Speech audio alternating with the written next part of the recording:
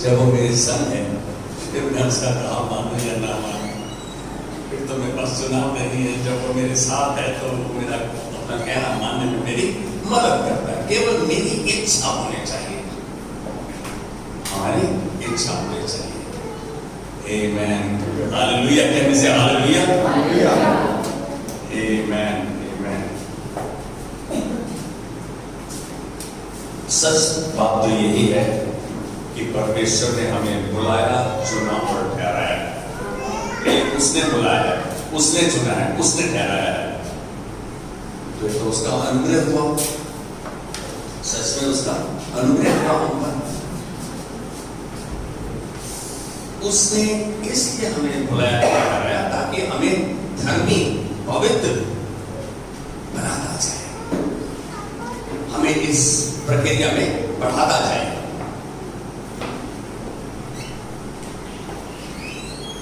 उसने इसीलिए मनुष्य को बनाया और आशीषित किया और उसको कहा फलो, फूलो और पृथ्वी को भर दो।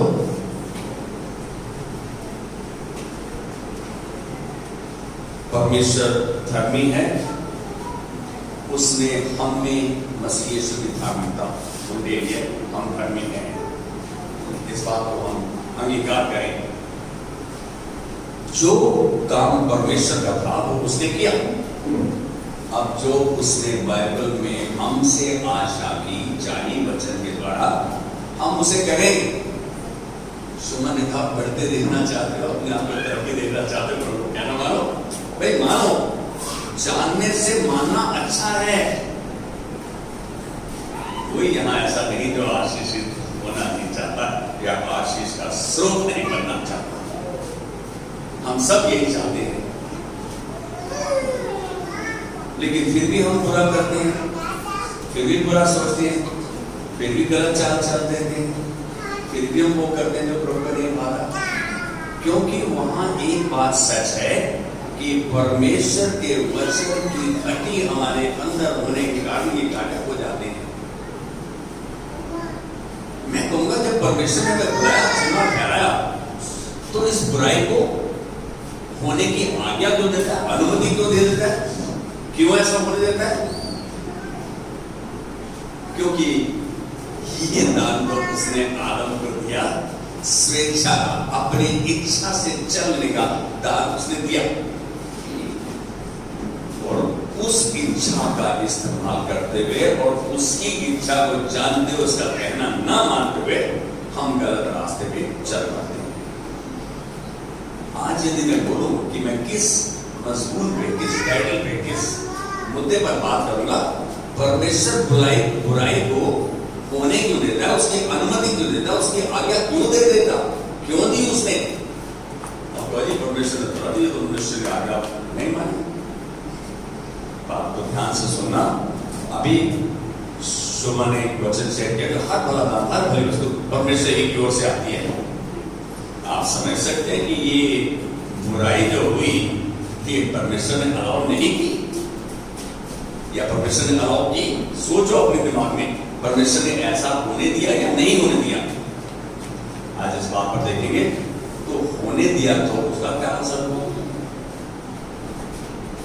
आज हम सब इस संसार में संसारिक रूप से कई गलतियां करते हैं, अपने शब्दों के द्वारा, एक्शंस के द्वारा, और अपने देखने के द्वारा, अपने सोचने के द्वारा।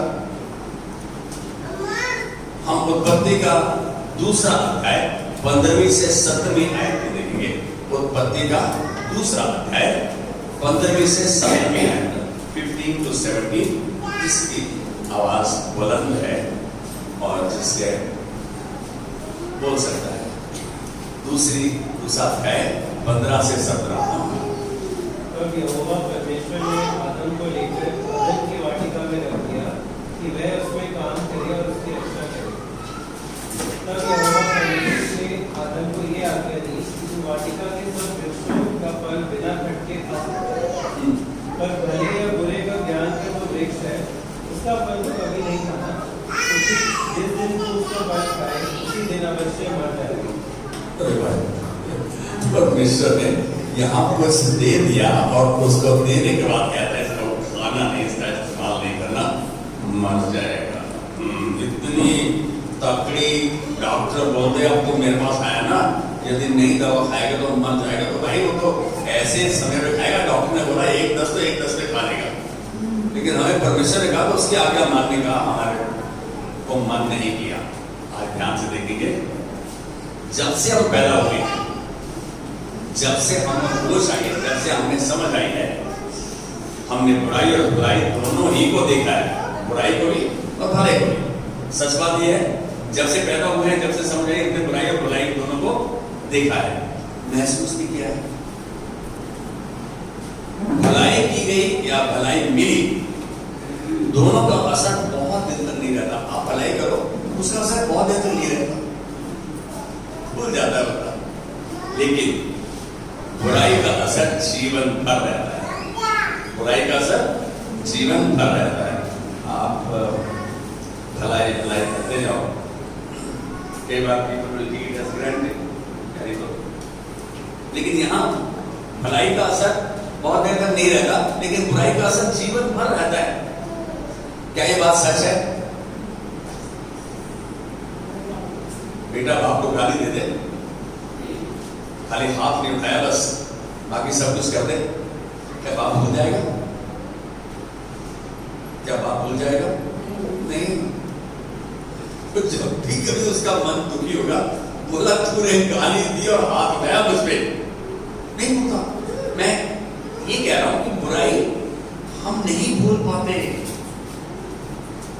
लेकिन बुराई को भूल जाते हैं कि सारा जीवन भर पालन पोषण किया, अपने सुखों को, अपने बच्चों को उनकी जरूरतें पूरी की।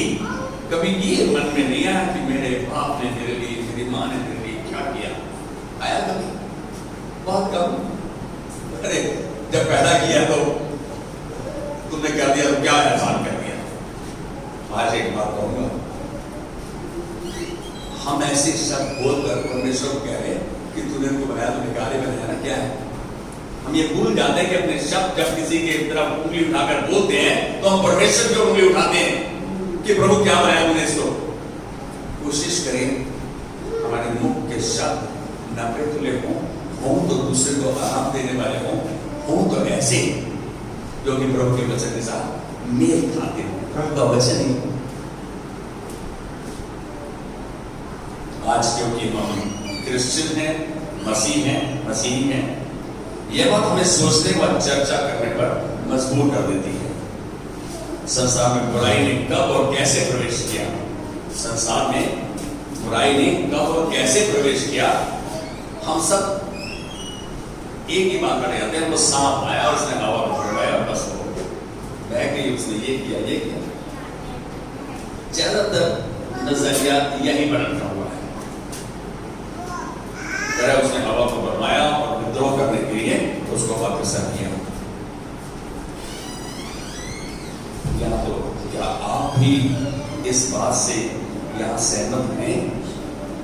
क्या आप इस बात से सहमत हैं कि हवा को सांप ने बनवाया, विद्रोह करने पर उसको प्रोवोक किया?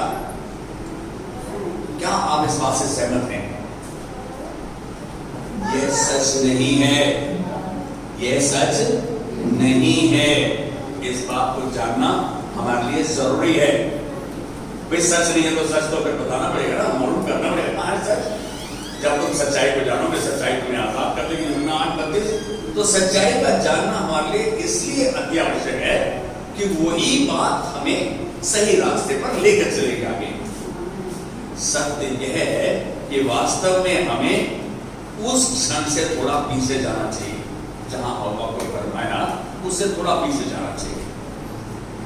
अब जब अभी हमने 2 का 15-17 पढ़ा, तो जहां परमेश्वर ने भले या बुरे के ज्ञान का वृक्ष लगाया था अपने अदन के बगीचे में, भले और बुरे का, बुद्धि का, ज्ञान का वृक्ष लगाया था, आदम और हवा को आज्ञाकारिता और विद्रोह को आज्ञाकारिता कहते हैं के बीच में फैसला करने का चुनाव दिया। परमेश्वर ने क्या दिया कि तू अब यहां पर चुनाव परमेश्वर ने दिया कि तू इसको खा या ना। उसको चुनाव करने के लिए दे दिया ना, भाई तू नहीं खाना, अब उसने मना कर दिया। लेकिन अब यदि फिर हम उस चुनाव का गलत इस्तेमाल करते हैं तो उसका जिम्मेदार कौन है? लेकिन चुनाव करने के लिए, ये ऑप्शन देने के लिए परमेश्वर ने अलाउ किया। आप ध्यान देखिए, परमेश्वर ने बुलाई पाप को अपनी सिद्ध रचना में प्रवेश करने की यहां अनुमति दी। यहां परमेश्वर ने अनुमति दी। यार अजीब बात है, परमेश्वर बुराई करने को हमको अनुमति दे रहे हैं। हम सोच रहे हैं इस बात को। परमेश्वर ने हमें चुनाव दिया। उसने तो मनुष्य बनाया कि उसकी प्रशंसा करे, स्तुति करे, आराधना करे, उसके कहे को माने, भले भूले। लेकिन हमने क्या चुनाव किया? जो बात परमेश्वर ने मना की उसी को किया, चुनाव दे दिया। परमेश्वर चुनाव ना देता, एक बात को सोचो, यदि परमेश्वर चुनाव ना देता तो क्या होता?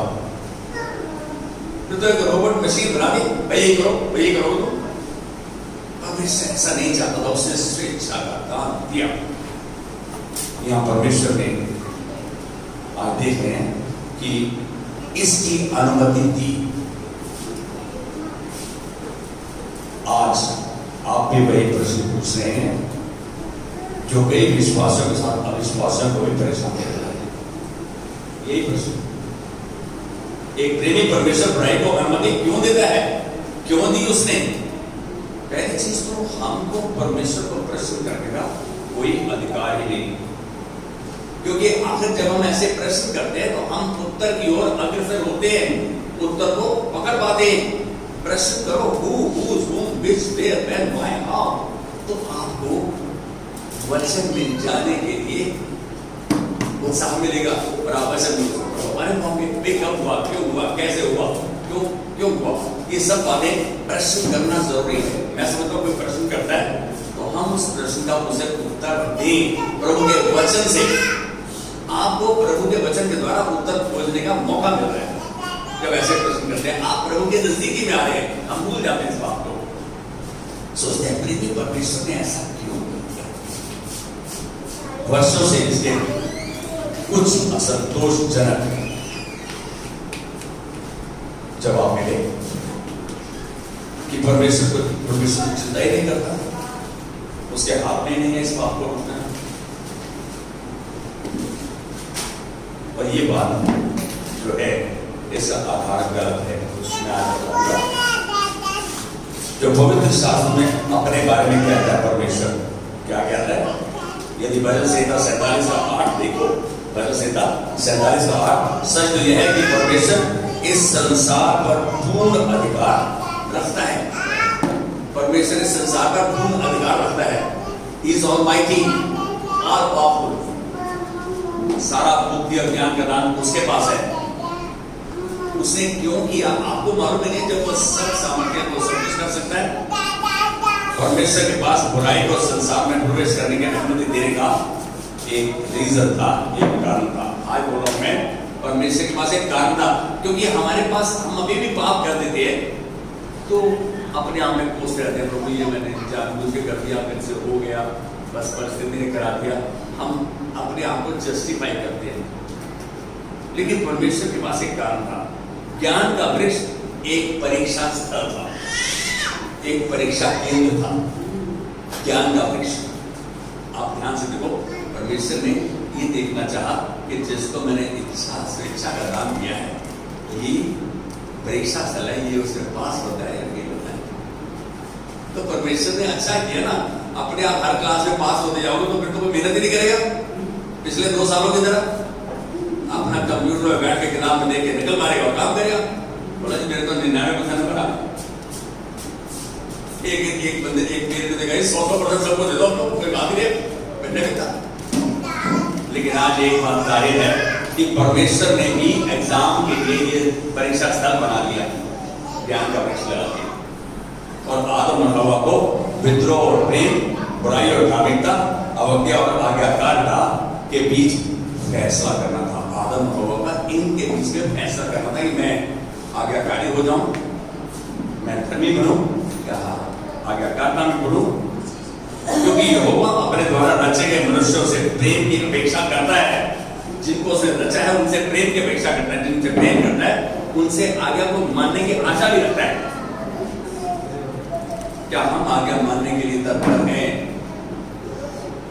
जानते हैं मान्यता में जब हमें सूट करता है सहूलत और समझौते का फायदा उठाते हैं। नहीं, यहाँ एक बात होगा, कुछ भी काम हम परमेश्वर के आगे रखे फिर नहीं करते। उसने सब कुछ हमारे जीवन की पुस्तिका में हमारे रचने से पहले से निश्चित कर दिया। यिर्मयाह 1:4 कहते हैं ना, माँ के घर में रचने से पहले मैंने तुझ पर चित्र लगाया, मेडिटेट किया, प्लान किया। परमेश्वर तो सब कुछ प्लान कर दिया। क्या मैं फिर कैसे कहता हूँ कि किसी की इच्छा कर? लेकिन एक बात तो जाने, फिर भी यदि प्रभु का वचन हमारे अंदर है तो वो हमें हमारा निर्णय बदलने में हमारी मदद करेगा, बिल्कुल मदद करेगा। इसलिए यहोवा को रचना के लिए विकल्प चुना, अल्टरनेट देना पड़ा। परमेश्वर को एक विकल्प देना पड़ा, चुनाव देना पड़ा, अल्टरनेट देना पड़ा कि भाई तुम क्या कर सकते हो। एक ही बात करोगे बस तो डिक्टेटरशिप हो गई, तो मशीन में कंप्यूटर में जो फीड कर दिया वही चलेगा, बाकी तो नहीं चलेगा। परमेश्वर ऐसा नहीं बनाना चाहता था। परमेश्वर ने मनुष्य बनाया अपने स्वरूप में, तो मेरी तरह पवित्र हो, मेरी तरह धर्मी हो। आज एक बात समझ में आ गई है कि जब परमेश्वर ने चुनाव दिया और वो चुनाव ये थे, तो पूरी रचना की प्रतिक्रिया को छोड़ दे, या तो क्योंकि मालूम है मनुष्य ने पाप करने के लिए रचना को छोड़ दे, या तो ये करता, या उसे महिमा और प्रशंसा देने के लिए, या मानव जाति को रोबोट की तरह बना दे, प्रोग्राम कर दे। यही कर सकता था परमेश्वर। हम ये सोचते क्यों नहीं किया? हम अपने विकल्प देते रहे, अपने बारे में डिस्कस करते हैं, आर्ग्यू करते हैं। ऐसा परमेश्वर नहीं। हमारे विचार परमेश्वर के विचार से अलग हैं, हमारी सोच परमेश्वर की सोच से अलग है। परमेश्वर ने अपने वचन में इस बात को पक्का किया। परमेश्वर बुराई के संबंध में 2 वादे करता है, आश्वासन देता है हमें। क्या है? पहला, उसका मकसद क्या है, उसकी इच्छा है, उद्देश्य है कि हम पाप ना करें, हम पाप ना करें। याकूब 1:13 में देखो, है वह चाहता है कि हम धर्मी उद्देश्य के साथ रहें, धर्मी आधार से जिए, ताकि बुराई हमारे हृदय में कोई स्थान ना पा सके। बुराई हमारे हृदय में कोई स्थान ना पा सके। अजीब बात है, लेकिन मनुष्य ने क्या किया? मनुष्य तो आत्म केंद्रित है, सेल्फिश है, सेल्फ सेंटर्ड है, सेल्फ मोटिवेटेड है, उसको अपने पर है। वो परमेश्वर जो चाहता है उसको ना देखे, वो चाहता है जो मैं करना चाहता हूँ। और इस बात ने थोड़ा सा, और दूसरा मकसद, जब बुराई हमें छुएगी, सुनो ध्यान से, दूसरी बात ये बहुत इंपॉर्टेंट है, यहां पर बुराई जब हमें छुएगी तो परमेश्वर परिस्थिति को हमारे लिए भलाई ही के लिए उपयोग करेगा। बुराई कर रहे हो आप, गलत कर रहे हो, परमेश्वर इसको भी आपकी भलाई के लिए बदल देगा, क्योंकि आपको बुलाया है, आपको चुना है, आपको ठहराया है। रोमियो 8:28 इस बात को कहता है। कोई पढ़ेगा इसको? क्योंकि हम बोलने से एक भी शब्द मिस कर दूं तो अच्छा नहीं होगा। रोमियो 8:28, परमेश्वर बुराई को भी भलाई में भलाई ही के लिए उपयोग करेगा, करता है। हम जानते हैं कि जो लोग परमेश्वर से प्रेम रखते हैं, जो लोग परमेश्वर से प्रेम रखते हैं, आप सब में, हाँ, उनके लिए सब बातें मिलकर भलाई ही को उत्पन्न करती हैं। आप बुरा करो तो भी भलाई को उत्पन्न करेंगे, आप करो तो भी भलाई को, लेकिन इसका मतलब ये नहीं कि आपको लाइसेंस मिल गया आप सब करो। मैं कह रहा हूं पहला जो उद्देश्य था वो ये था कि हम पाप ना करें। वो चाहता है कि हम धार्मिक उद्देश्य के आधार के साथ जिए, ताकि बुराई हमारे हृदय के अंदर तक ना पहुंचने पाए। लेकिन यहाँ परमेश्वर ने सिद्ध कर दिया कि दोनों बातों में हमारे लिए भलाई को उत्पन्न करता है। हम धार्मिक रूप से नहीं है, हमें धर्मी बनाता है, हमारा हाथ पकड़ के लेके होता है। यदि हम बुराई करते हैं, बुराई हो जाते हैं, तो उसमें भी भलाई ही उत्पन्न करता है। क्योंकि जरा पूरा बना दे, कहते हैं परमेश्वर हमारे अर्थात उन्हीं के लिए जो उसकी इच्छा के अनुसार बुलाए हुए हैं। हम परमेश्वर की इच्छा के अनुसार बुलाए, अपने आप नहीं आए, हमें उसने छुआ, उसने चुना, उसकी इच्छा के अनुसार बुलाए गए हैं। आज एक बात सिद्ध है कि हम ये दूसरी ऑप्शन पर, दूसरे चुनाव पर बहुत ध्यान नहीं दें, पहले चुनाव पर ध्यान दें। लेकिन एक बात है, यदि जाने अनजाने में या परिस्थिति के होते हुए ऐसी बात यदि हो जाती है, तो एक बात को जाने, इसमें भी परमेश्वर हमारे लिए भलाई को उत्पन्न करता है। इसलिए बड़ी बात है कि दोनों तरफ से परमेश्वर भलाई कर रहा है, एक तरफ धर्मी बना रहा है। यदि मेरी से गलती हो गई तो मैं रुक जा रहा हूँ, कहता उसमें भी वो भलाई उत्पन्न करेगा, क्योंकि उसने बुलाया, उसने चुना। ये है जिम्मेदारी परमेश्वर की, उसकी परमेश्वरीय, उसका चरित्र। आप लोग ऐसा सोचते हैं क्या मैंने गलती की थी ना, मारो इसको, लेकिन परमेश्वर ने क्या किया? यीशु मसीह के पास वो जो औरत आई, उसको पकड़ के लाए, रंगे हाथों पकड़ा उसको। मालूम है क्या बोल रहे? वो 200 आदमी कह रहा है मूसा के नियम के अनुसार इसको पथराव से मार देना चाहिए। यीशु मसीह ने मना नहीं किया, नीचे देख के उसी डंडी के साथ रहा, कहता मूसा के नियम के अनुसार इसको मार देना चाहिए। और एक छोटी सी उसने राइडर, एक छोटी सी चिंगारी छोड़ दी कि पहला पत्थर वो मारा जिसने पाप ना किया। उसको पता था भाई, उसको माफ करना आता है। यदि आपसे गलती हो जाती है तो उसको भी भलाई उत्पन्न करना आता है। यदि कुछ ऐसी माफ कर दिए, उसको भी वो आपकी भलाई के लिए उत्पन्न करता है। क्या हम इस बात को जानते हैं? लेकिन हमारी कोशिश क्या होनी चाहिए कि हम उसकी आज्ञाकारी बने, उसकी बात को माने, उसकी बात पर चले, ताकि वो सब कुछ जो उसने वादा किया है, उसने जो वादे किसके लिए किया? आपके और मेरे लिए, ताकि वो वादे हामी है मसीह यीशु में। यहाँ परमेश्वर परिस्थिति को बदलता है, हमें बाद में मालूम पड़ता है मेरे लिए क्यों भला हुआ, क्यों अच्छा हुआ। उस समय लगता है यार मेरा तो नुकसान हो गया, मेरे को जेल में बंद कर दिया। उस औरत को कैसे मालूम पड़ा भलाई उत्पन्न हुई? मालूम है आपको? अब जब यीशु मसीह ने ये बात बोली कि पहला पत्थर वो मारे जिसने पाप ना किया हो, एक एक करके सब इस्राएल सबने पाप किया था। अब उसको मालूम भाई ये शख्स जरूर मुझे दंड देगा। यीशु ने बोलेगा जा, मैं तुझे माफ करता हूँ, आगे से पाप नहीं करना। ये है परमेश्वर का खुदा कर दे। कैसे उसे भलाई को उत्पन्न करके, उसको मालूम था मूसा के नियम के अनुसार उसको पकड़ाव करके मार दिया जाएगा, उसके सामने मौत के सिवा कुछ नहीं थी। लेकिन परमेश्वर ने उसको जीवन में परिवर्तित कर दिया।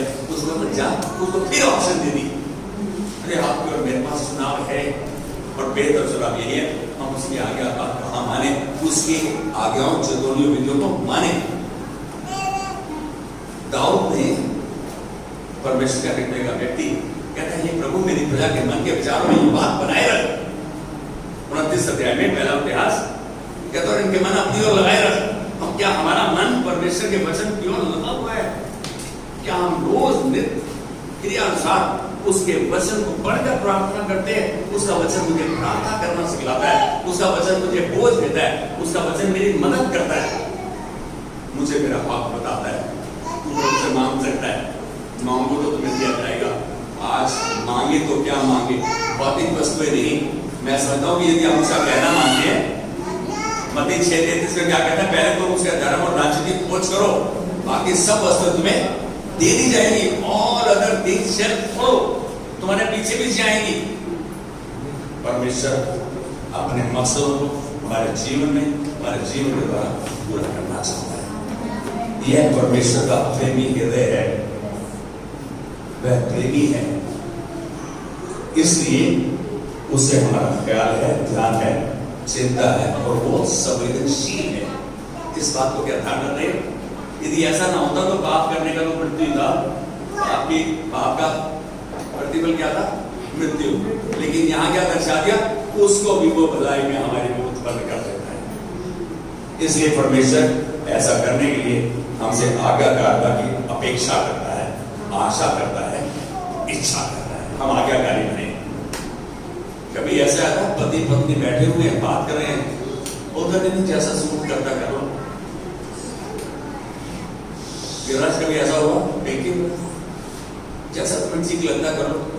कभी हमने कहा कि जैसा प्रभु का वचन कहता है वैसा करो।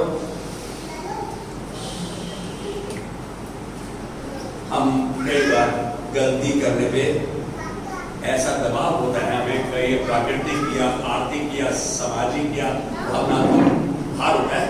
आज एक बात बोलूं, कुछ भी क्यों ना हो जाए, प्रभु तेरा कहा मानूंगा। यदि आपका रिजॉल्व, यदि आपका निर्णय ये है और आप उसका कहना मानते हैं, तो परमेश्वर की उपस्थिति, उसकी अगुवाई तो आपका हाथ पकड़ के लेके चलेगा। कौन है जो यहोवा का भय मानता है? 25 12 संहिता कौन है जो यहोवा का भय मानता है, यहोवा उसको उसी मान से जिससे वो खुश होता है, जिससे वो प्रसन्न होता है, चलाएगा। वह कुशल से टीका रहेगा, उसका वंश पृथ्वी का अधिकारी ठहरेगा। आज एक बात बोलूं, जो अपने माता पिता को आज्ञाकारी देख रहे हैं, आज्ञाकारिता में चलता देख रहे हैं, वो बच्चे ये जान लें कि वो पृथ्वी के अधिकारी ठहरेंगे। माता पिता प्रसन्न हो जाएंगे, जाने नहीं प्रभु कुछ भी क्यों ना हो जाए, मैं तेरा काम मानूंगा, तेरे कहे पे चलूंगा। उसे कहे को मानने के लिए जानना आवश्यक है। यदि आप समय नहीं बिताएंगे, वचन को पढ़ेंगे नहीं, प्रभु आपको कैसे उत्साहित करेगा? वो आपको अपना वादा दर्शाता है। यूहन्ना 15 में क्या कहता है? यदि तुम मुझ में बने रहो और मेरी बातें, मेरे वचन तुम में बने रहे, तो जो चाहो तुम्हारे लिए हो जाएगा। ऐसा मतलब मेरे वचन के पालन करो। दाऊद ने अपने बेटे के लिए पता क्या बोला? प्रभु इस पर इतनी दया कर कि तेरी आज्ञाओं से और विधियों को मानता रहे। दाऊद अपने प्रजा के लिए पहले मांगता था, बेटे के लिए बाद में मांगता था। आपके घर में कौन है? अपना परिवार आपकी पहली कलीसिया है। आप अपने परिवार का प्यार करें, लेकिन जब आप प्रभु के सामने आते हैं तो दूसरों के लिए प्रार्थना करें, आपकी जरूरत पूरी हो जाएगी।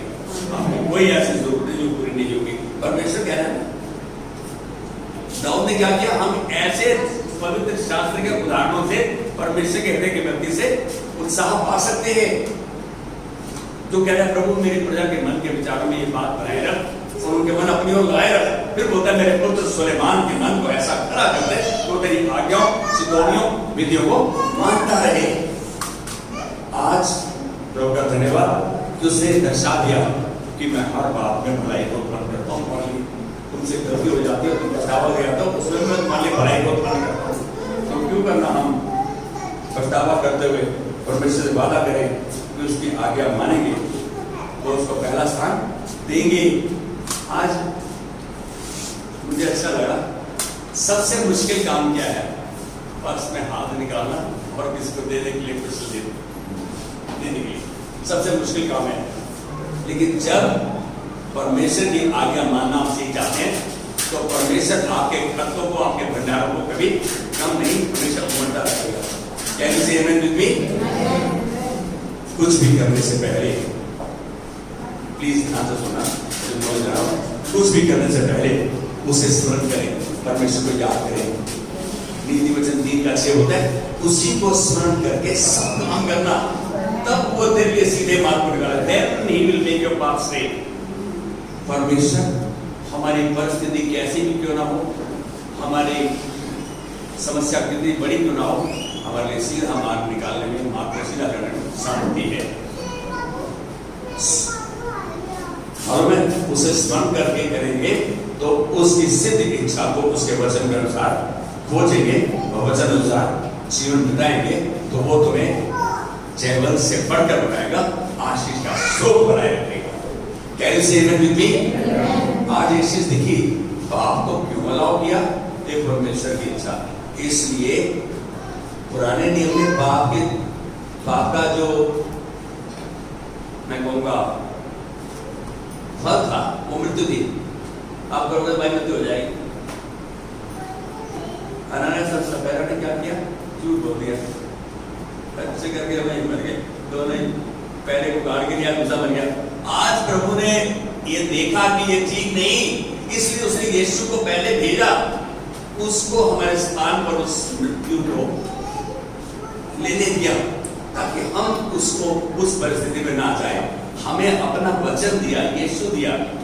आज हमारे पास उसका वचन है, यीशु है। हम उसका कहना माने, कहे पे चले और वो करेगा वो हमारे सोच के बाहर है। आमेन आमेन। आइए खड़े हो जाएंगे, प्रभु धन्यवाद देते हैं, धन्यवाद की भेंट चढ़ाते हैं। प्रभु हमने देखा कि जो हमने प्रश्न किया कि तू धर्मी परमेश्वर है और तू बाप को कैसे अनुमति दे सकता है? नहीं प्रभु, हमारा कोई तुझसे प्रश्न करना तेरे वचन के संदर्भ में उचित नहीं। आज हम माफी मांगते हैं प्रभु, हम तुझसे तेरी प्रभुताई के बारे में प्रश्न करते हैं। आज पछतावा करते हैं, माफी मांगते हैं, कहते हैं प्रभु हमें माफ कर। हम तेरे कहे को जानेंगे, समझेंगे और उस पर चलेंगे। आज वादा करते हैं प्रभु, इस झुंड को तेरे हाथ में देते हुए, इनके मनों को, इनके हृदयों को, इनके देहों को तेरे हाथ में देते हुए प्रभु आज आज जैसा दाऊद ने कहा कि मेरी प्रजा के मन के विचारों में ये बात बनाए रख कि सब कुछ तेरा और हर वाली वस्तु तेरी ओर से आती है, और इनके मन अपनी ओर लगाए रख, ताकि प्रभु इनका मन भटके नहीं, तुझ पर केंद्रित हो, तेरी शांति तेरा आनंद इनके घर का हिस्सा है। आज प्रभु का अरदास मांग ले, जैसे सुलेमान के लिए दाऊद ने मांगा कि प्रभु इन बच्चों के हृदय में ये बात डाल कि तेरी आज्ञाओं से थोड़ी विधियों को मानते हुए तेरी महिमा के पात्र बने रहेंगे। आज इन्हें आशीष कर दे, अच्छा स्वास्थ्य, दीर्घायु, सबसे उत्तम तेरी अगुवाई, जहां तेरी अगुवाई है, जहां तेरी उपस्थिति है, वहां भरपूरी है, वहां सब कुछ है। आज इन दानों को इन बच्चों के लिए ग्रहण करते हुए धन्यवाद की भेंट चढ़ाते हैं, और हम इनके जीवनों में जीवन द्वारा तेरी महिमा को देखते, यीशु मसीह के नाम में, amen, amen. God bless you. हम यदि ये कह दें कि प्रभु मैं धन्यवाद के साथ मान कर तेरी बात जीऊंगा प्रभु तेरे लिए, हम आज गिटार की बनाई, प्रभु मुझको बना, मुझको बना, प्रभु मुझको बना, तू अपना